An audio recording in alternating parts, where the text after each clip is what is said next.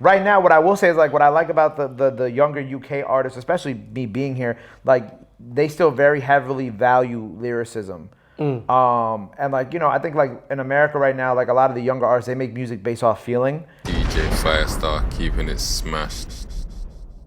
DJ Firestar, Influential Records, big up QB NYC as well. You know my thing, I'm not new to this, all of that.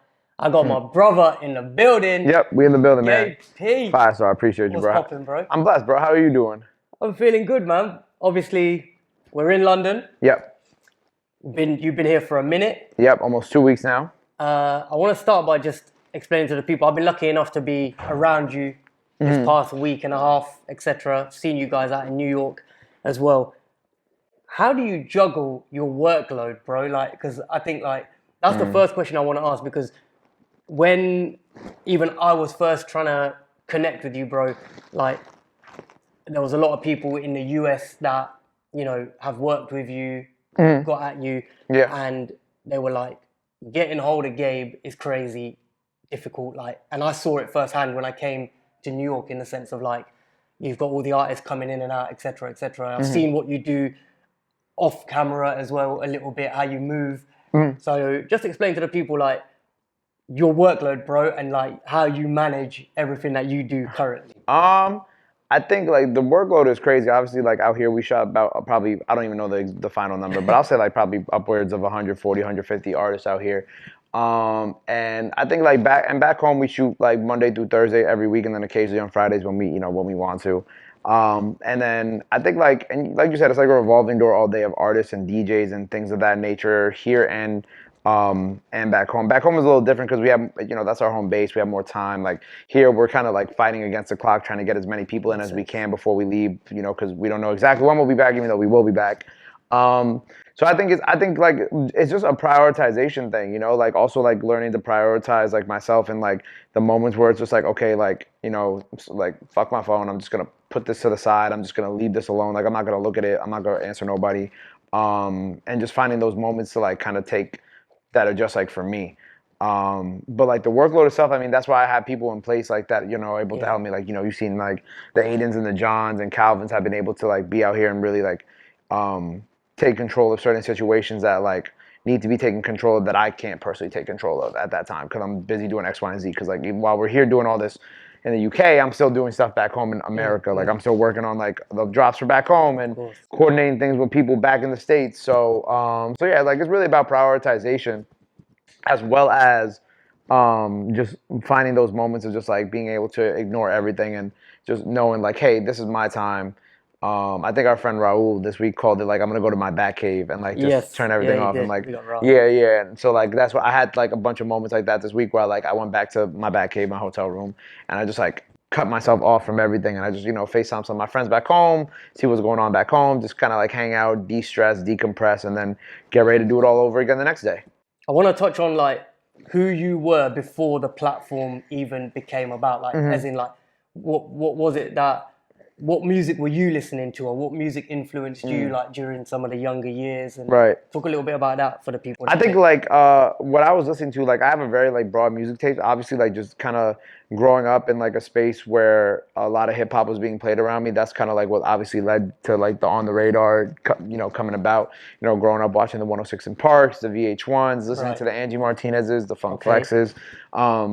That's what really kind of like got me here. But like, I grew up in a traditional Puerto Rican household, so I also grew up listening to like a lot of salsa music, and through, my Puerto Rican and my other like, Latin friends, like reggaeton as well. And then also like my dad was really into rock. So like I also grew up with a very heavy rock background. So like I come from like a very interesting musical place just because of like how many different things have, or how many different music styles have touched me over the course of my life. And I think that's why like On the Radar is like so interesting on how it's like set up and done, because it's like, sometimes it's just like, oh wow, like there's a big Latin artist on here, another day it's a big artist from the UK or France or Germany or obviously America, Jamaica, Trinidad, whatever, Puerto Rico, DR, like whatever country you want to say. But I think that's also kind of just goes, that's like a testament and like just a building block of what I grew up listening to and who and the music that who I am and the music I was like raised around and like my very eclectical music tastes. Now, I've watched a lot of your interviews, etc., and obviously a question that I'm going to ask you, because a lot of my audience might not know, is the On the Radar, like how it came about. I believe you were at Power and you weren't getting interviews. Is that right, or is that No, right? I was. Like, what made you start the platform, bro? What made me start the platform was like, it was around the time of the SoundCloud era, and like I was really in tune with obviously everything going on. I was really into like the little Uzis, the Yachties, the little Peeps, the so on and so forth. And around that time, like I had noticed that like, we're all in the same age bracket as well. Like we're either the same age or a year or two apart. And I noticed that like they were going to a lot of platforms and they weren't really getting like the proper respect or love or that they deserve, because a lot of the older generation didn't understand the music they made or like their fashion sense or their the culture around them. But me being obviously the same age, we all listened to the same things growing up. Yeah, so I loved all that stuff. I loved the X's, the Peeps, the Juice World. Like that was all like that was really my shit. So I wanted to create a platform where like everybody could feel like there was an equal footing and like equal representation, and that's kind of what On the Radar become. And it was always meant to be like something that was like for the younger generation, but also incorporate the older generation, and then also incorporate all these different genres over time, and then obviously continue to grow with the next generations as they start getting older and as they start making music. So that way we're always staying current with the music that we're releasing and putting out. So we are always like, in front of the conversation on what's next, what's hot, and, what has already come and gone. What's the short-term vision when you're going into it, bro? Like, what was your thinking then? Because now it's obviously it's global, bro. Can you remember like kind of like how it felt kind of starting it up and like maybe some of the barriers that you faced? Like, I just wanted to start. I wanted to get label artists at the time. Right. Like I wanted to get the bigger artists, but then like I quickly learned that's sometimes like even being a smaller platform and doing big label artists doesn't always mean that they're gonna help you blow up, and that's not their fault. That's just I would rather go watch a Breakfast Club interview with somebody big versus a platform that has 100 subscribers with the same person, because I already know the Breakfast Club. Right. So I just kind of I kind of like noticed that, and I would still interview the bigger artists at the time, but like I pivoted to up and coming artists, and I just kind of found like the right niches of people to fuck with and do interviews with and do freestyles with, and that's what helped blow up the platform. So now then it could be like, okay, you could have like the Ty Dolla $ign, but you could also have like the drill artists on the platform, and that way like we're not picking one or the other. We're kind of servicing both fan bases and both sides of the musical coin, and everybody always finds something that they like. And that's kind of what it is. Do you think that when you had the focus for like the newer artists, that's what set you apart really in terms of like? Absolutely. Is that what broke that's where you saw the yeah, because I don't think anybody at the time was like, and I don't want to discredit anybody if there were people at the time, but like I don't think that there was anybody at the time that was really doing it how we're doing it like now, and I think that like something like On the Radar is necessary because there's so many other platforms out here that like it's either like it's very like pay to play or anything of that nature, and like we really like try to handpick everything that we do, especially here in the UK. And obviously, doing like how we're moving now with the international series is kind of following more like of what Colors does. And I'm hugely inspired by Colors. And honestly, they've been really great friends of ours, and we've been connecting with them a lot lately, and also learning a lot of game from them about how they even work their streaming side of things. So I've been like very grateful for those opportunities to get to speak with those legends. And so yeah, that's obviously like what we're doing here. So now we're kind of taking it a step further in our content game, and we're also incorporating the music, which has always been a part of the platform, obviously, but now we're the ones also putting it out with the artists and being able to showcase it, which I think is awesome, because now it kind of, it gives us more leverage to help out other artists, and it kind of helps us become like very important to the music industry, and also like compete with like labels and distributions and kind of become like this is like the new age of media. Like we're entering a new age of music, and I think that like the On the Radars and the Colors and these type of platforms are the ones that are going to be deciding how things are going to be going in the next like 5 to 10 years. Yeah, big facts. So what's that in this space? What's that like for you owning the platform that you have, and then like having to like learn about the business, for example? Like, Did you come into it with like knowledge of the music industry? Or a little bit. Okay. A little bit, but not all of it. Like it's really been like a challenge to kind of learn everything. But like I think the one thing about me that I've always been someone who likes to learn on the fly and learn through experience and hands-on. Right. So like so everything that to work in the music industry, nothing ever prepares you to work in the music industry. You really just have to like say fuck it, and do it. And then like once you get your feet wet, you're gonna go through a lot of downs. But like those like every time all those times that you get knocked down are basically what's gonna teach you how the music industry works and how you should be moving. And like if you're willing to get back up and play the game right, then you'll get there. And I think that's what has happened with me and my team. We go through a lot of downs, but I think it's what teaches us on how we should be moving and how we can make the next step better. But the main thing for me is always being consistent, always keep going. Like the second you stop, somebody else can come and take your place, and all your stuff starts to fizzle out. So my thing has always been through all like the gunfire that's coming our way, like just always push through that. You know what I'm saying? Push through all the fires, push through all that, and just make sure that we keep going forward. Yeah, always forward. One of my favorite childhood movies was Meet the Robinson. Right. And I think that there was a quote in there. It was like always forward or something, like one of those quotes. So like yeah, always forward, never backwards. Talk to me a little bit about you in the position that you are now in terms of the platform, the talent that you have on there now. Like I've seen you that you are very hands-on with what comes onto the platform. Yeah. So what is it that what is the criteria? Like when people are watching this, they'll be looking at the platform. There's so many superstars. There's so much new talent, unknown artists.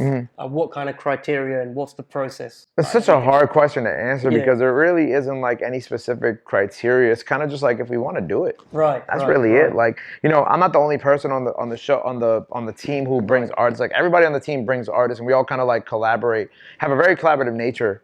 In all due respect here. Oh wow, look, there's an AC unit in here. Y'all don't have a lot of those out here. I just noticed that. My bad. I just peeped. He knows. He's smiling. He's like, yeah, it be hot out here. When it does be hot. When it is hot. That's true. But yeah, my bad. ADHD. But yeah, so like to your point, like everybody does bring artists to the platform. Like everybody on my team is their own A&R, as you've seen since you've been here. So there isn't like a real criteria. Like we do all powwow, but like also I trust a lot of the people on my team to bring through like good artists. And as long as I know that there's good intention behind it and that the artists have somewhat of a fan base, or we find some way to do good business with the artist, whether it be putting the music out together or something, like then I'm pretty open to it. At the end of the day, like we're known for breaking artists and we're known for pushing the culture forward. And I think that's why people like us so much. And I know that's why people like us so much. 100%. Everybody here has been like, wow, this is amazing what you're doing. Because I'm sure we had Scorcher do it the other day, and we've had a bunch of legends on here at the same time. And then I'm sure like some of the younger guys who are on this who are coming to do this, who are much smaller, appreciate that. Like they're like, wow, I get to be on a platform with the people who I admire, and I think I'm in it, so I don't really think about it that much in that light.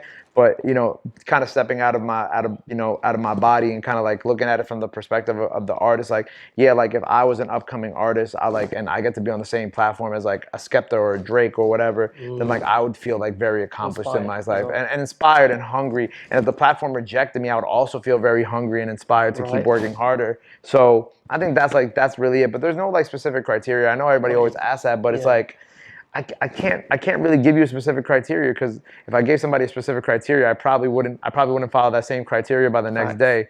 And I think that's what's cool about it. Yeah, that's the beauty of it at the same time. So as you sit here today, what are some of the moments for you personally that are highlights in what you've built so far that stand out in your head? Like over my whole career? For the platform. Yeah. Obviously, like the Drake and Central C moment, of course, is like, the most like important moment of like my career. Yo, London folks, y'all get rowdy. It's okay. It's all good. It's all good. We love it here. Drake and Central C was definitely like one of my highlights. How sick are you of hearing combination? I mean, I'm not sick of it. It's like one of those things that's like, I love when people say it because it means that we did our job. Big Sean was another big moment for me. Like I was such a big Sean fan as a kid. Like the Detroit mixtape. The Detroit mixtape was like one of my most played mixtapes that I downloaded off Dat Piff when I was like 12. Yeah, 12, I was a little older than that. Yeah, but it's one of them. I was in college. I think I was in, not college. Whoa, that would be too old. I was in high school when that came out, I think. I'm trying to think of like what's another one that was Amine. I did Amine, who's an incredible Portland artist. That was a really full circle moment for me because I followed him like throughout my college career, and I love Amine. I'm trying to think who else. There's probably so many more that I'm just completely blanking on. It's just, but I think like those three really. those three definitely like come to mind as like, oh wow, Personal, we're really here right now. You know what I'm saying? But yeah, We've got to touch on it. We're, like you said, we're in London. absolutely. How has it been for you so far, bro? Like, talk to me a little bit about the Chaotic. experience. Like, I know you've been Yeah. recording every day. Hella people have been coming through. Yeah. You've had a chance to experience some of the vibes and culture. Yes. Talk about your experience so far. How you found it. It's been extremely chaotic, but not saying London's chaotic. Like we're just chaotic, and how we shoot is chaotic. But overall, like I feel like just how like when Digga and all of them came to America, they're like, oh yeah, this feels just like home. Like it feels very similar to home, and it feels like you know, like that's why I want to come here, because I think doing this as one of our first international trips would be like the best for the team, because it would feel the most like home, and it would feel kind of like the most like appropriate to do, considering that London is always shown us love, and the UK is one of our biggest like markets in terms of like viewership for our content. And also we've had so many legends from London and the UK on the show already. Stateside, yeah. But it's been amazing. Like for real, like wireless was great. The culture has been amazing. Your girls are beautiful. Like everything has been but all jokes aside, but like everybody's been really nice here. Like even down to your service workers, like everybody's so kind, so accommodating, and so willing to help out. That I really appreciate like all the love we've gotten here. And then of course on the other side, all the artists that have come through to our set, like all 140 plus of them. Everybody has been really dope and really cool to work with, and has like, you know, either, you know, giving us pointers, giving us places to eat. You took me to the MLB showroom, which I'm very appreciative of as well. Everybody has been everybody has been amazing in terms of just like making us feel like we're at home here. And I appreciate things like that, you know, especially when we're in a foreign country and all of us are missing home and all of us miss our families. And we're gone for 2 weeks. Like, you know, that little extra bit of just love that we get from everybody out here has really helped us, like, you know, make it through the whole time, and really has given us the motivation to keep going too, you know. And you did step out into the club as well. I did. Talk a little bit about that experience. Yo, I keep forgetting the name of the club. Visions. I went to Visions. Wireless was after. Wireless. Skepta was there. A bunch of people that. Yep. About that experience, man. That was I like, know you had a good time. Yeah, it was great. Shout out the homie Kenny All-Star and Snoochie. Big up Shy. Kenny. Yeah, big up Shy. You know, I told Kenny I was going there. Kenny's like, all right, bet, we out, right? So we Kenny, went, man. and it was cool because, like, you know, I walked up I got out my Uber, I walked up, I saw our friend Raul at the chicken spot. And you said Morley's. Morley's, yep. And then I walk over to the front of the party, and like DJ EJ is out there with one of the artists that was gonna come do On the Radar on Monday, who also is Colombian. So we had this whole little conversation about being like Latino and in London. And then, you know, there was this other very nice young lady who was a manager of an Asian DJ who recently just came over from I want to say China, but I don't want to mispronounce it. Right. But she came from where she was from, and she came to do On the Radar back in New York, and it was beautiful.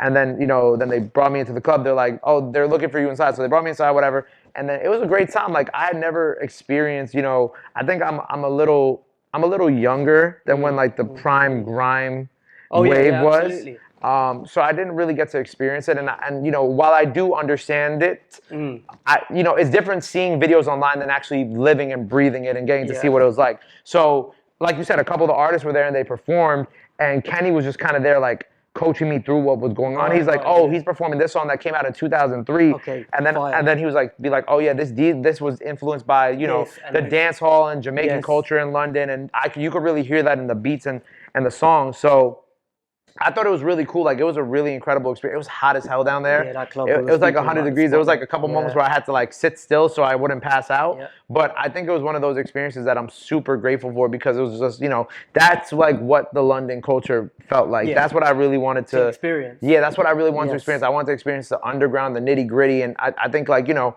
someone like Skepta is the same way. You know, like, and I didn't even know that he was there until the next day I found out, because like I was so far away from like where they were performing.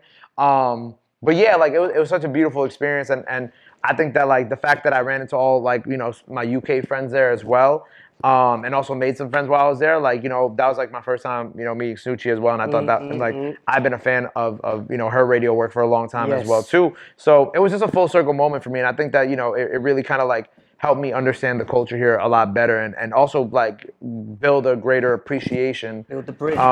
Build the bridge that, you know, people want to build, but build a greater appreciation for everything that, you know, that's out here. And I'm glad that it's that, you know, when you guys come over here, it's got to be that way. You know, you've got to be patterned when you come over. You show us the same respect when we're over your side, you know. I've been over NY many times and it's the same love. Artists, yourselves, even when I came over, like, it's like anything you need, that's how it should be. Yeah, now, for sure. You know, you felt that over here, and that was the most important part about coming to London. You got to go to something a bit greasy. You know, that's how it should. That's my vibe. Yeah, Big Greasy's my vibe.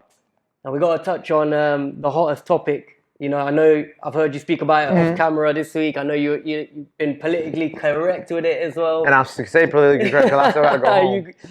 Obviously, since you was on the radio last weekend. Oh, I think they're summoning me to go do an intro. Hold on 1 second. Yo. Where you at, bro? I'm doing an interview with Firestar. Firestar's interviewing me. Oh. We were talking about, obviously, the current UK-US. Since you've been out here, you spoke on it while you were here on the first weekend. Yeah. I know. Yeah. But obviously, since then, Drizzy was at Wireless. Yeah. He came out and said, UK's got the best rappers, no one's competing with them. Right. Or something along them lines, right? What is your take on what is going on as it stands? Like, and what's your thoughts on it, bro? We got Jadakiss. I feel the same. Don't get me wrong. No, but I think it's like, and I think I said this before. I said like, the context of like what the conversation is, right? Is it we have the best rappers right now, or like do we have like the best rappers forever, right? Like what's like the context of said conversation? Because to me, it's like if we talk about forever, that's. Come on, now. Like let's be for real. You know what I'm saying? Right now, what I will say is like what I like about the younger UK artists, especially me being here, like they still very heavily value lyricism. And like, you know, I think like in America right now, like a lot of the younger artists, they make music based off feeling, and how it makes them feel versus like focusing on lyricism. But let me not also caveat, there are still plenty of American artists who are super heavy into like the lyricism, you know, especially like, you know, if you think about the Samara Sins, the Ray Vaughns, like Suave, Ben Riley, Marco Plus, Life of Tom. I could keep going on for forever, just like up and down the coast and whatnot. Granted, like on the level of like battling that Skepta is wanting to do, those artists that I mentioned aren't like as big as Skep to the point where it's like that would make a proper sense battle. Maybe Ray Vaughn. But actually Ray Vaughn would make sense. But you get what I'm trying to say. Like it's like if you want to have like a battle and with Skepta, I think what Skeps was looking for is like, you know, someone of like his stature to kind of hop in the ring with. And then as for, you know, what the boy said, like again, like it just needs more clarity. It's like, we talking all time? Because we talking all time, it's kind of like, you know what I'm saying? Like, you know, think about what New York alone in the 90s and the early 2000s and even like the early 2010s was. Like, you really can't, that's really hard to even like compete with. And I'm definitely not stamping that. But yeah, I think like, but what I will say is like the UK right now is like in terms of like their younger artists and like their care for like lyricism is like very much there. And yeah, that's kind of like my 2 cents on it. And I think the point that got mixed up in the conversation is, well, the one bit that the point Skep was making was about respect. I think that you know, Americans like I think it's gotten respect our team. I think like, but it's gotten better. Like 100%. You've probably seen it firsthand. Yeah. Because I've kind of been like the one that's like been listening to like UK rap and like telling people that like, you know, you gotta bump this, you gotta bump this, you gotta bump this. And like, you know, for a while, like people will be like, oh, it's hard to listen to or da. But like, you know, over the last like 3-4 years, you have seen like the climate of like, you know, Americans accepting British rappers to be a little bit more calmer. And like, you know, of course, that's like, and thanks to like, you know, the Central Seas who have been, like crossed over like none before. And yeah. And I think just one more part on the battle that is kind of doesn't align with me, Gabe, is the fact that like, you've got grime MCs jumping into the battle now, and grime is a very different space. A lot of our rappers are not involved in this so far. You know, like our Daves, our Wretches, Pot of Paper, Gigs. Like these are the rappers that can stand in a cypher with an LOX or a Dipset, you know, and have that conversation. Whereas grime is a completely kind of, you know, it's a different kind of format. So I think it gets a bit mixed up because you've got Skepta, who's originally from grime. Of course, Skepta can rap. He's one of our goats. Rap his ass off. Right. But Then he's going at Jonah, who's like a rapper. So Yeah. it's and then you've got like the grime community jumping Sure. in. So it's getting a bit muddled. I You mean, know I, what think, I think it's just Like, I think it's just a lot of people just waiting to see what happens. but it's a great debate. Yeah, it is a nevertheless, great and debate. great If something happens, I conversation. would love to see some of the big artists jump in, but I understand why they're like just chilling right now. I know we got a rush, so before we jump out of it, I've got a couple quick fire Let's do it. joints for you, right? First artist you ever had on the radar was? Her name was Stones Music. She was a singer from Texas. How did that one go? She was like my homie's artist, and like I needed to start the interview series with somebody, so I loved her music. Fire. Did like an interview with her. Audio was shit, but we made it work. So you got to start somewhere, right? You gotta start somewhere. A freestyle that completely caught you off guard in a good way. I always say my brother Chris Patrick. It's a 5-minute freestyle over Kendrick Lamar's The Heart Part 5. One of the best on the radars ever. Came out like 3 years ago now. Still always one of my favorites. 3 underrated rappers for you out there right now, globally. Globally, oh man, oh boy. I gotta do a global thing, huh? So whatever comes to your mind in the moment, my Shit, bro. This is so hard. I'm gonna say some people who we've worked with recently. Yeah, man. I like La Losa from Germany. I said like a Spanish, like in Spanish. La Losa from Germany. Fire. Franco the Sir from Brazil, who has a huge on the radar with us now, but he was severely underrated before. Okay. And then from Puerto Rico, I would say Dia and Joy Santana, because I'm Puerto Rican, so I'm gonna say Come on, two of my rep people. that. Yeah. Okay, cool. An artist you need in the booth next, and I think I put notes on this question. I said, I heard you speak about 2 artists that you missed out on because you had to come to London. Talk a little bit, just touch on that. Well, if I you mean, can. I missed out on doing Zion from Zion E. Lennox with big Puerto Rican duo. Yep. And then I missed out on doing Bounty Killer. Jeez. You know, but it's okay. But we're gonna circle back. We're on gonna that. circle back on that, but I think J. Cole always I went to St. John's. Like J. Cole's a huge one for me. Okay. Obviously Bad Bunny is like one of my Iconic. is Jeez. someone who I really want. And I'm trying to think on maybe like a smaller and a Vibes Cartel, not a smaller scale. Vibes Cartel. Cartel. That's so gonna happen, man. Surely. One day. He's in the States God, now, right? God willing, but yeah, those 3 are kind of like 3 that I'm dying to make happen. The most surprising guest that said yes to coming on the platform. Ooh, that's a great question. I got to think about that one. The most surprising guest to say yes. Okay, this is a cool one. They didn't come to the platform yet, but they Okay. said they would love to do it. Okay. And it was the All American Rejects. Do you know that band? Nah. Oh man, we're really in London, huh? Jeez, what are they like? Do you know who I'm talking about? Yeah. Exactly, yeah. Okay. So a couple months ago, this huge. And also, actually, I got one. Go on. Sleeping with Sirens.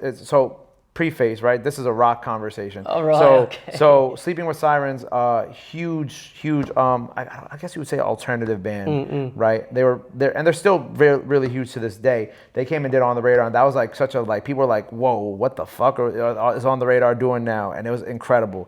And then All American Rejects, they went viral back in the States a couple months ago because they were doing they have a new album coming out. It's their first album in quite a minute, and they were doing like these house tours, or house shows. So they would just like pick a spot in a random city in the Midwest and just set up a show and just do it and perform there. And it got to the point where it was going so viral that they had to kind of stop doing it. Right. But like I was like, oh wow, the Rejects are back active, and I grew up listening to the Rejects.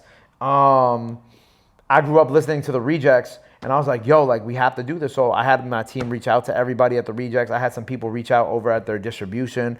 And pretty much everybody said that they would one of the members actually got back to us, said that they would love to do On the Radar, and gave us I think contact info. Then somebody else reached out on this side.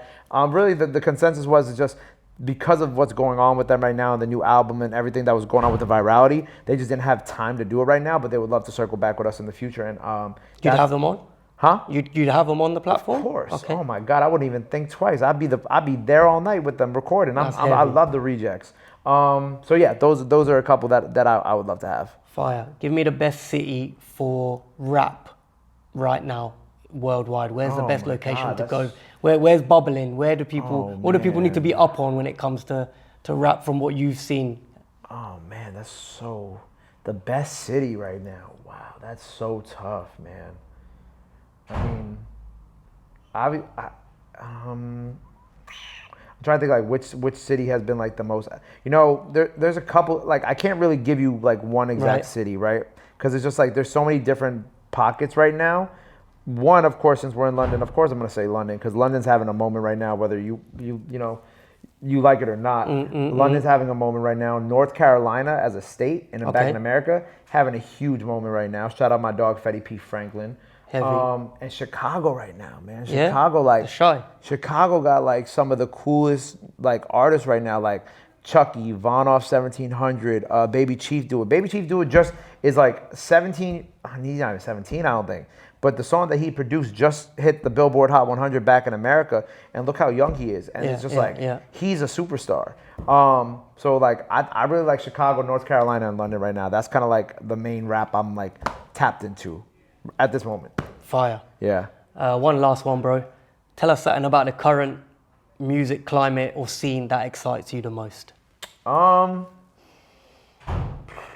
What excites me the most right now? I feel like I think differently than a lot of average music listeners in America. I think what excites me the most right now is, well, one, of course, like On the Radar's global expansion, but two, Yes. two, like seeing the crossovers between like the States and more of Europe, you know? Like I think like we're starting to see like, you know, Cash Cobain just did a tour over here. I've seen like people like YT tap in with like German artists and whatnot on like a European type. Like I think what really excites me is like seeing people from where I'm from cross over here and start to branch out on like culturally, but also like musically, and start to tap in more with what's going on around the world. Oh, even like right now, like my brother Wolfface Joey is down in Brazil doing some Brazilian stuff, you know, or like Cash getting on a Brazilian funk beat, and like, you know, Feel being such a big record right now. Like it's cool seeing finally the combination of like Americans getting out of, you know, America and starting to think more globally in terms of the music that they're creating, because I think that's how we all grow as a people, and that's also how we build these bridges between our cultures. So we learn to understand each other more and also like appreciate each other more. Big facts. So yeah. And where can the people expect you guys to be next, man? Hopefully Germany and France. That's kind of like the goal right now. So we're gonna see. Hopefully that'll be next. If it's not next, something happened. But we're gonna get there. If I'm saying that we're gonna go there eventually at some point. So yeah, I'm excited. The Europe tour continues. Big up. Firestar Gabe, pleasure, bro. My boy. Appreciate you. Appreciate you, love. Appreciate you guys coming to London. Yes. Shutting down everything. Like your phone, the team's phone been going crazy. I've seen it firsthand. And I will be going on D&D as soon as I'm home. Yeah, you need a break. And when they're gonna catch all of the UK stuff? All the UK stuff should be out. It's coming out probably starting in September, and it'll be probably running through the entire fall. So it's gonna be a couple months of UK content. So we're excited to share with y'all. Fire. Yeah. Lock in. We're out. There we go. Bow. Peace.